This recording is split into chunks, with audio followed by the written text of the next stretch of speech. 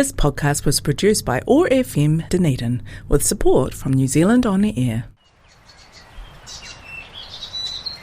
Join me again on Rewilding in Action as Hugh Wilson and I talk about pest animals, where planting is worthwhile, and the pros and cons of volunteers.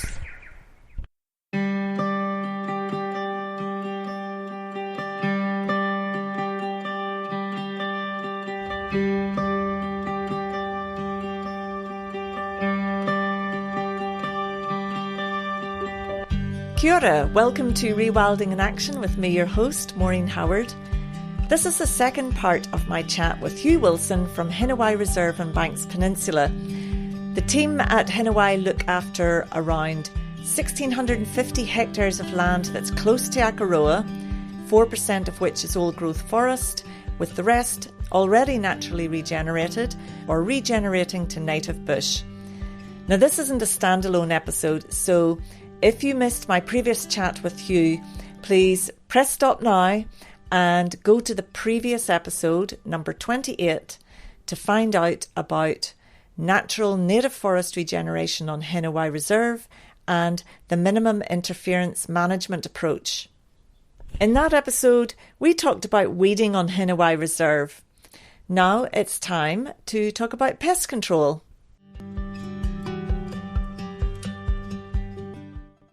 So move on then maybe to the pest animals, because that is tricky. That's a very tricky one. And here again I'm almost regarded as a heretic, because in terms of the predators, the mammalian predators, the worst of the lot is the ship's rat, Rattus rattus. All the rats we have here seem to be Rattus rattus, and they're everywhere. And there's no way, even with a huge effort, we could never get rid of the rats with the present tools available to us.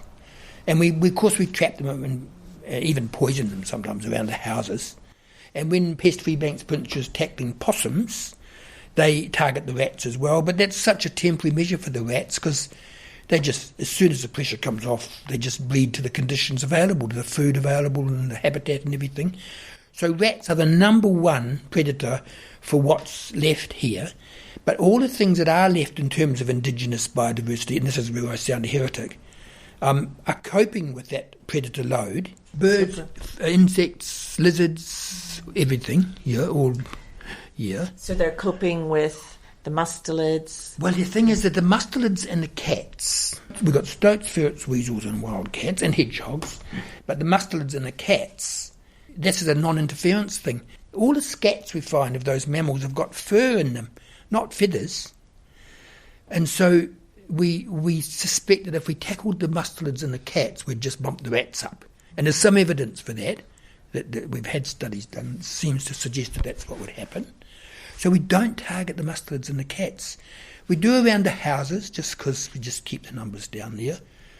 And we trap the rats here, so that they're not needed to control the rats. But they're probably having a bit of a control on the rat numbers, and the rats are the worst of the lot, and they tend to be forgotten about. So the thing, if you were going to make any difference at all, you'd have to have a holistic approach. And if you're going to tackle the mustelids and the cats, you'd have to do the rats as well, which is just another whole scale of operation.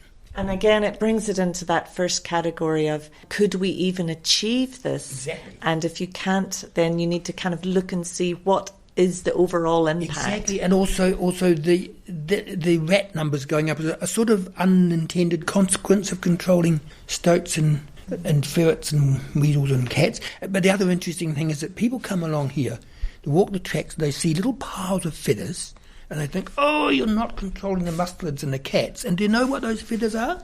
Akaraoa, is it? Exactly. Right. So we've got a thriving population of Akaraoa here. This is our New Zealand falcon. Endemic falcon to New Zealand, yeah.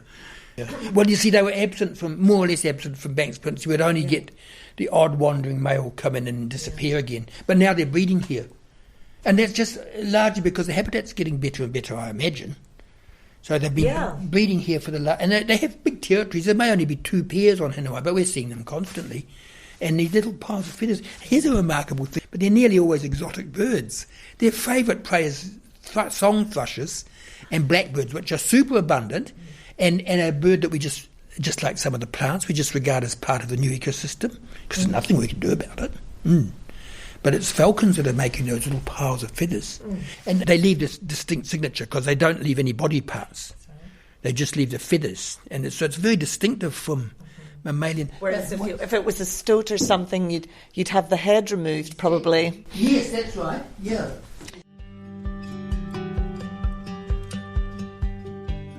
Hugh grabs a Akaraoa New Zealand falcon feather off a shelf.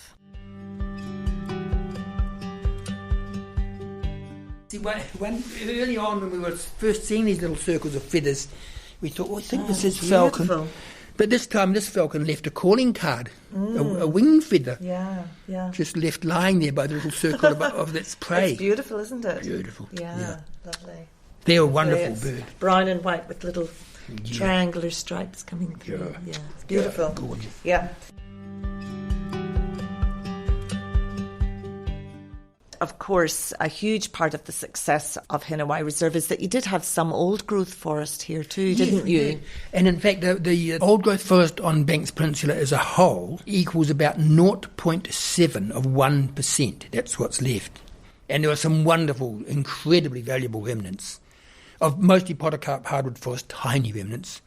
But also in this corner of Banks Peninsula, we have 2 species of native beech, southern beeches as well, tawai.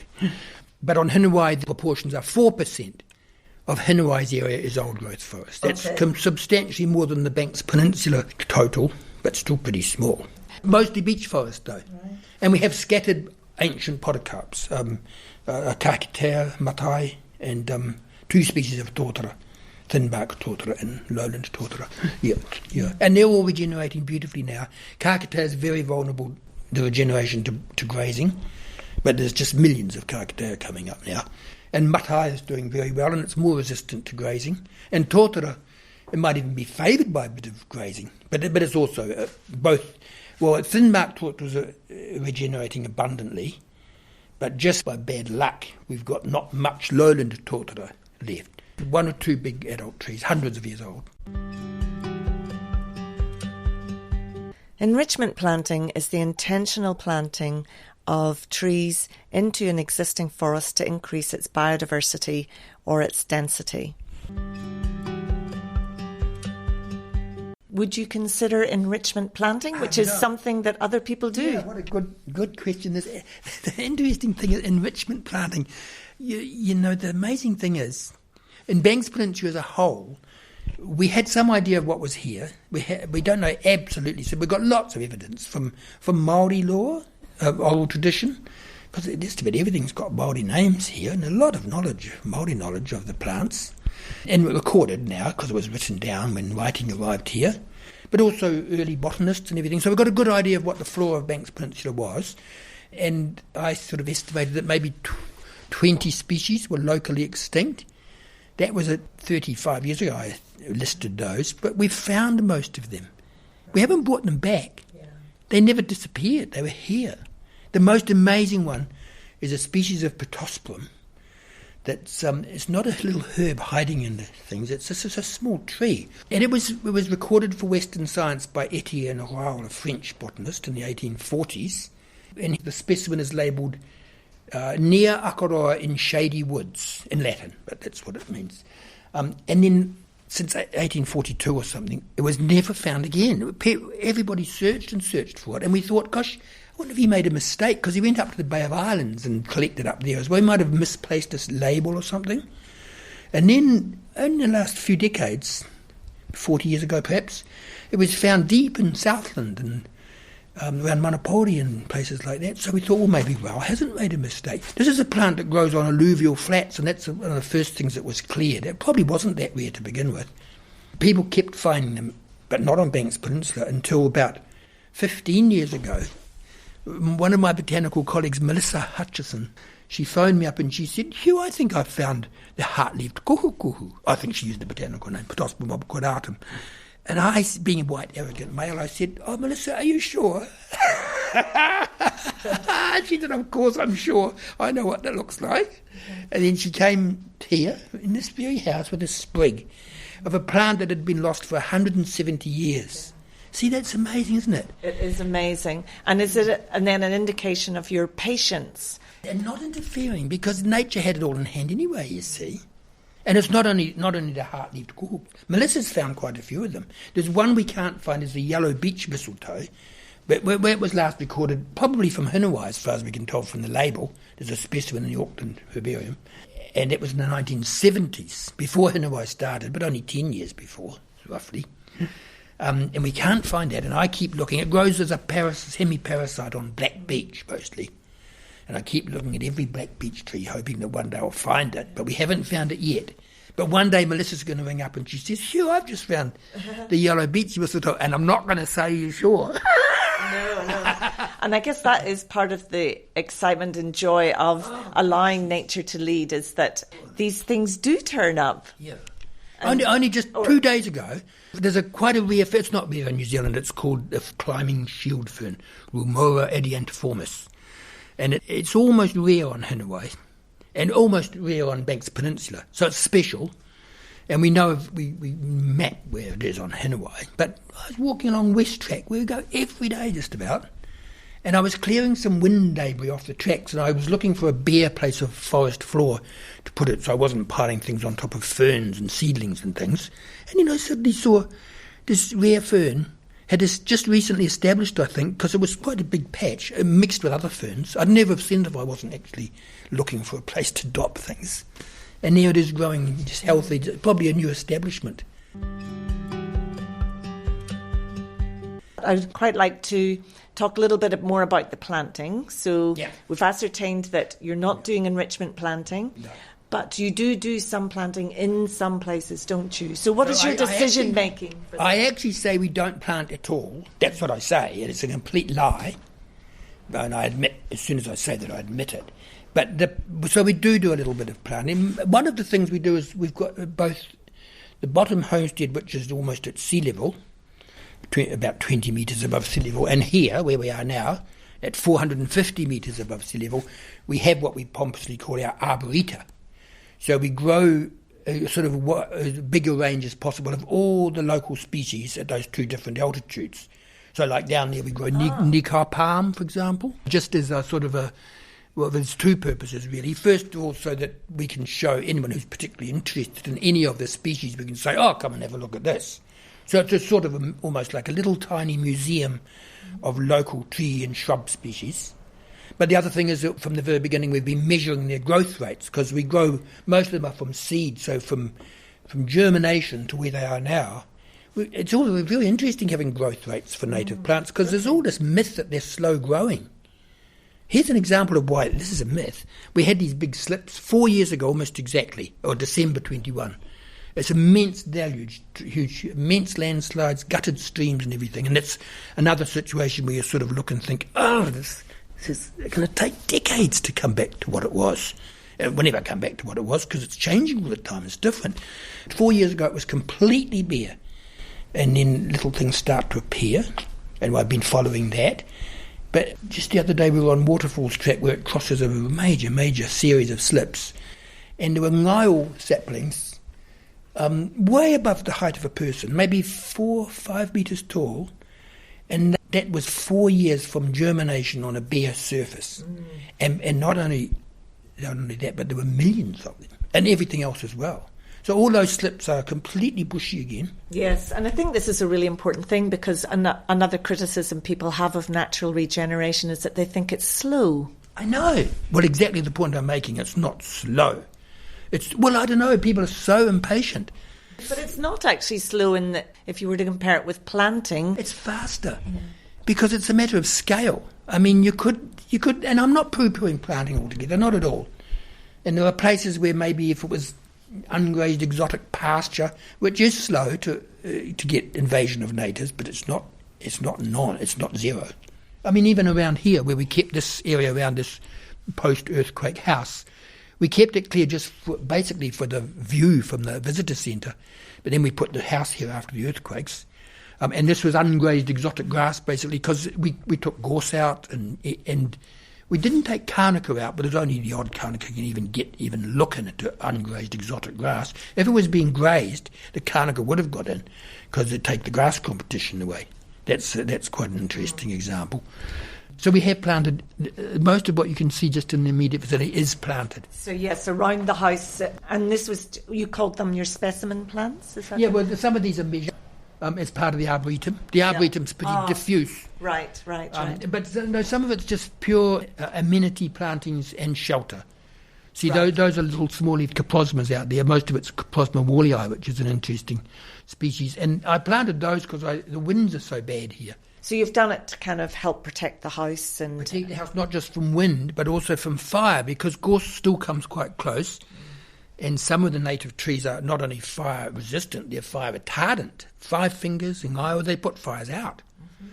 So there's a sort of green fire belt.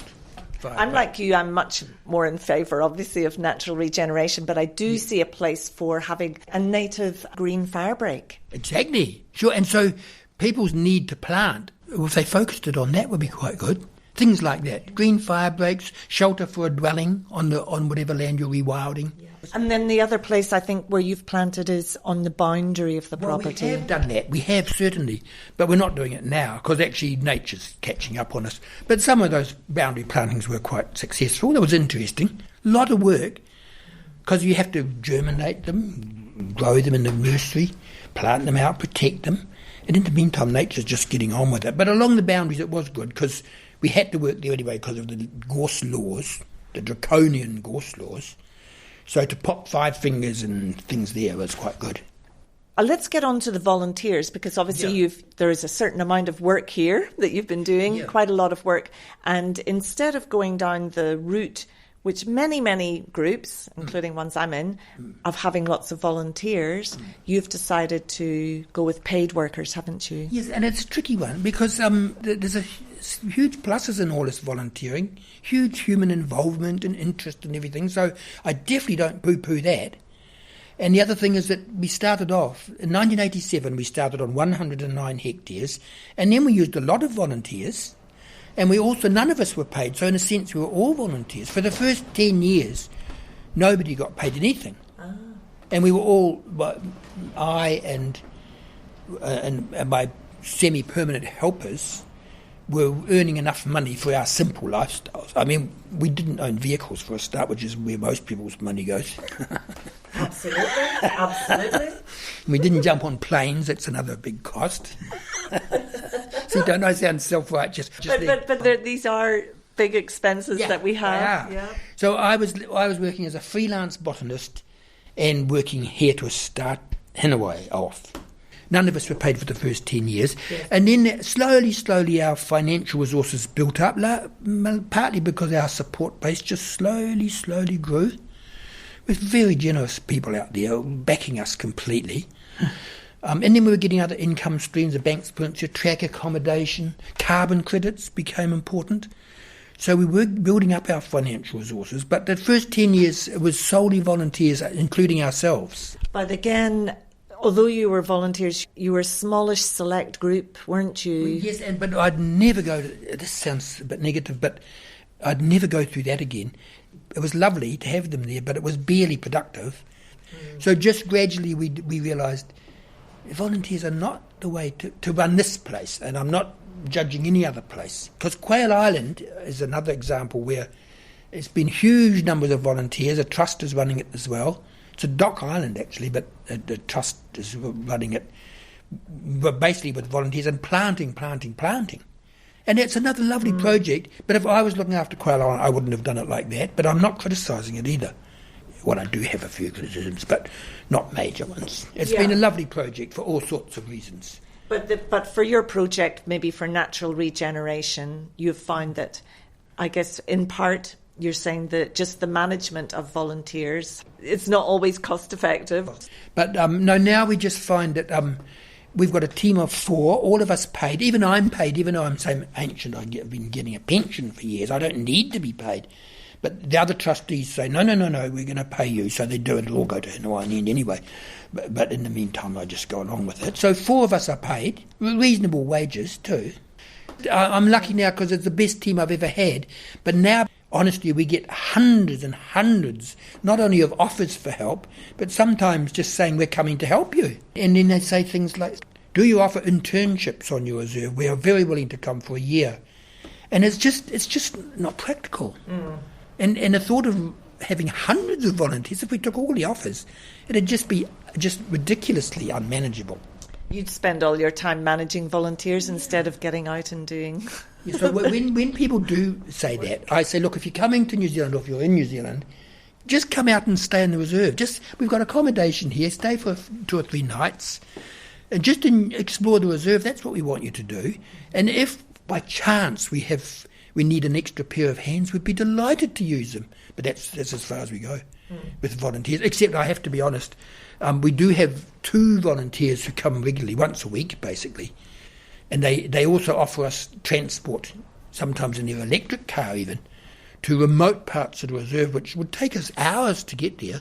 See, I'm lying about planting because we do a tiny, tiny wee bit of planting, and I'm lying a bit about volunteers because we use a tiny, tiny bit of volunteer. Well, this is life. We don't have absolutes, do we? No, we definitely don't have absolutes. No, I wish people would realise that.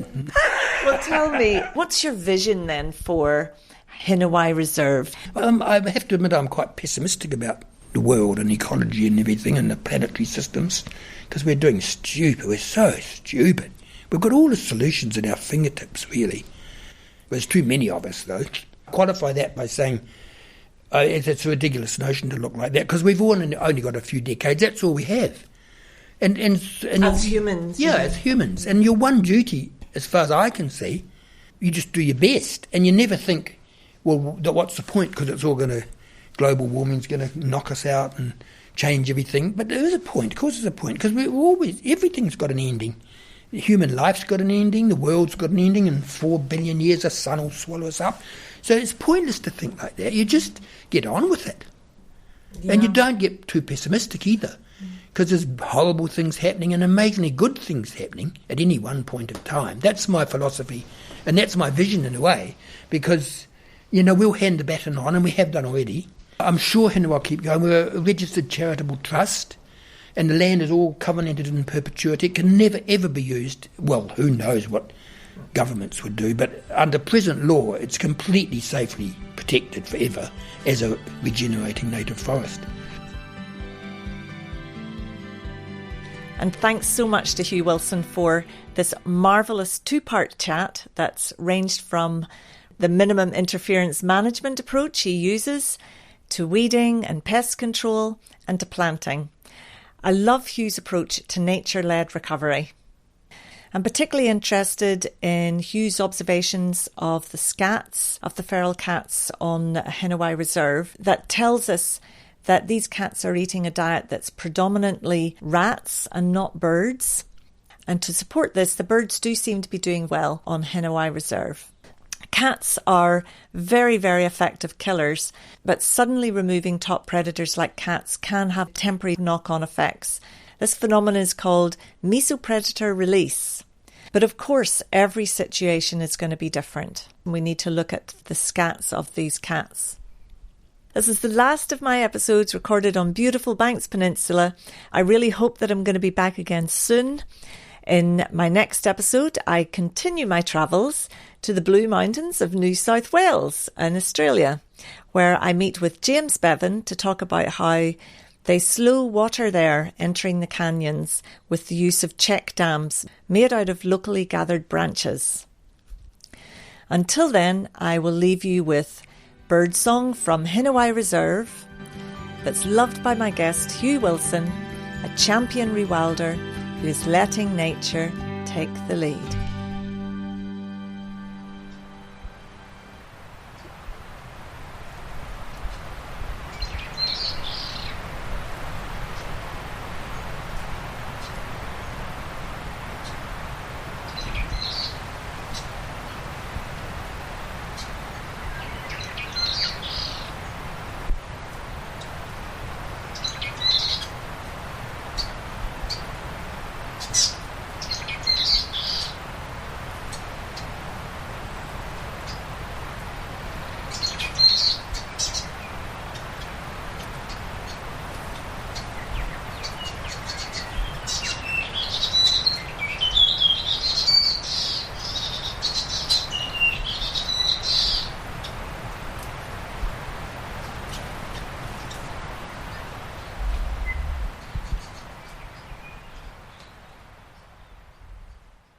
This podcast was produced by OAR FM Dunedin with support from New Zealand On Air.